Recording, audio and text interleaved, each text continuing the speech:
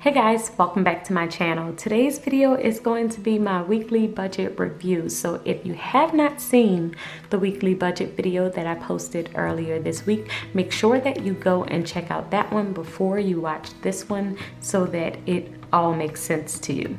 But we are currently doing my budget weekly review, and basically if you haven't seen one of these videos before, it's where I go over all of the different things that I have paid for the week and basically do a review on Saturday and kind of tally up exactly how I did.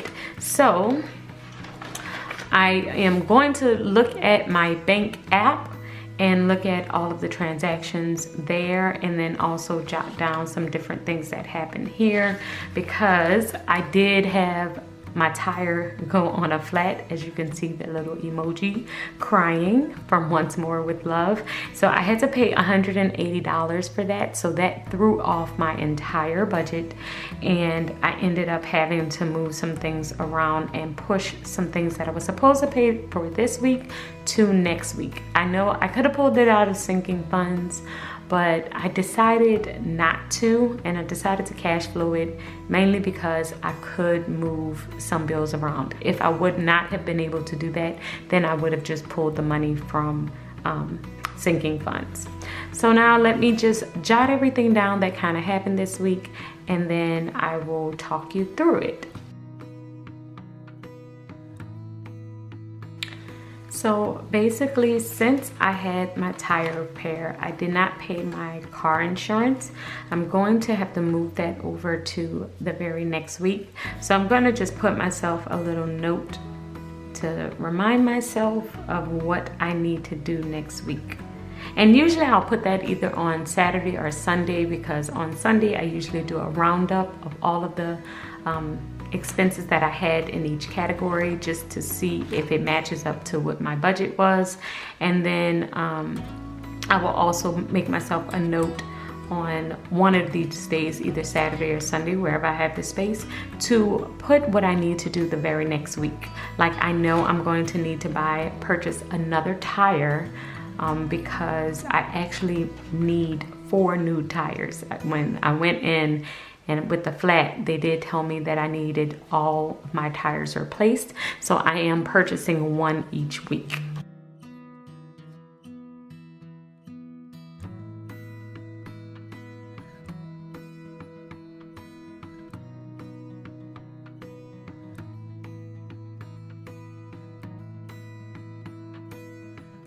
So I have just jotted down, I put either a P, a D, a T, and that stands for personal travel debt. And I just kind of went through all of the expenses so that I can add them up, and then I can compare what I actually spent.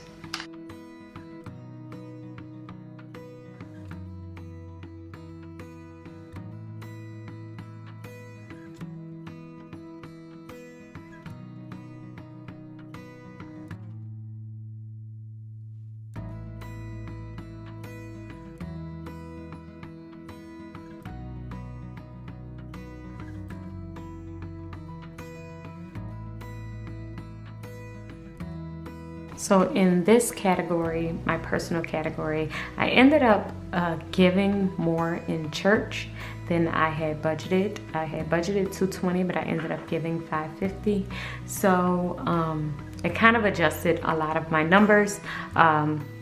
And I probably will separate like tithe and savings out of this category, because I feel like it's a little bit different. It's not like a personal, it is a personal expense, but my savings is like contributing to our future. So it's kind of like a positive more than an expense. And my tithe is kind of like, it's more spiritual to me. So I don't consider it like really an expense, but otherwise, I will still keep it there for this particular period, but next week I probably will change it.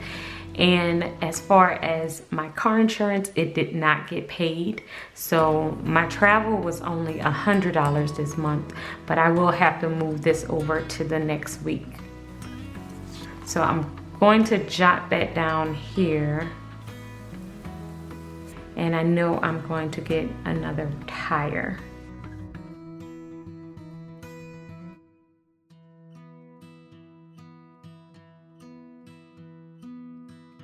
And out of my cash, this is my, whoops, sorry guys.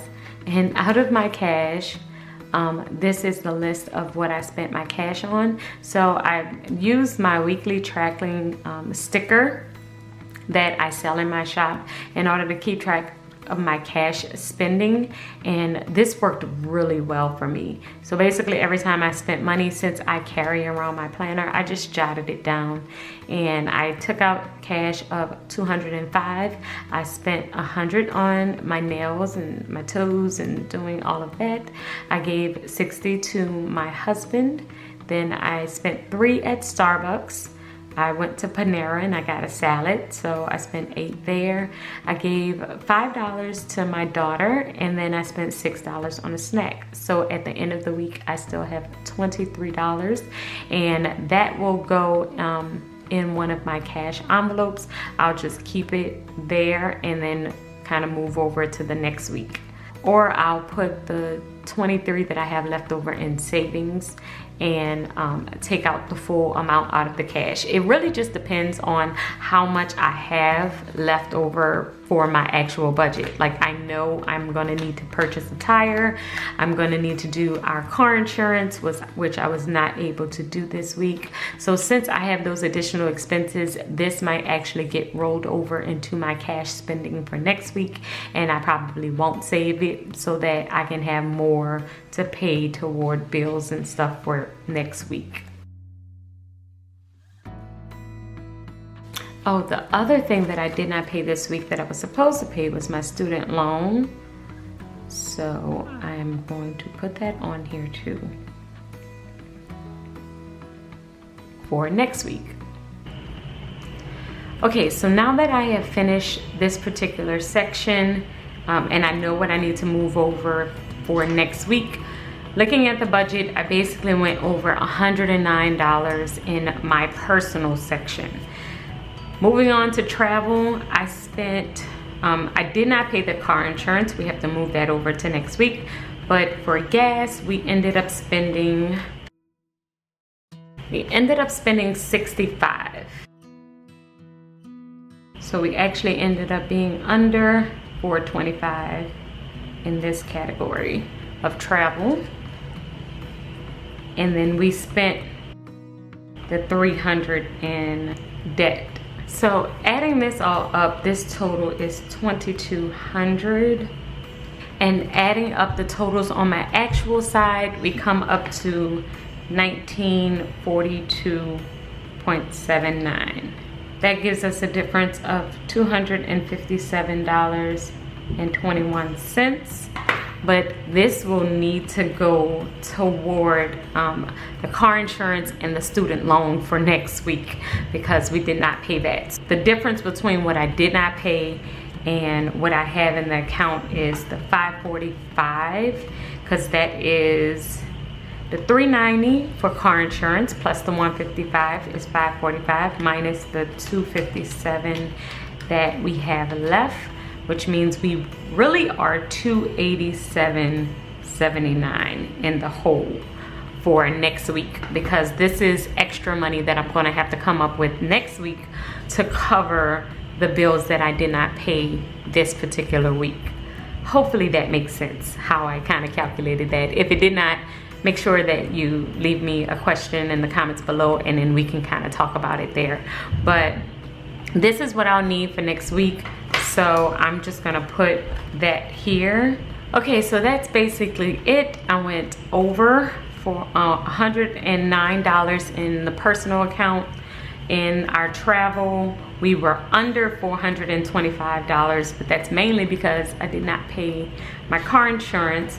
For the debt category, I was at $300 in this section, but I also had another section in the back for my student loan, and I did not cover that either, which means I did not pay $545 of bills, and that is because of my tire repair at $180 and the extra that I gave toward donations.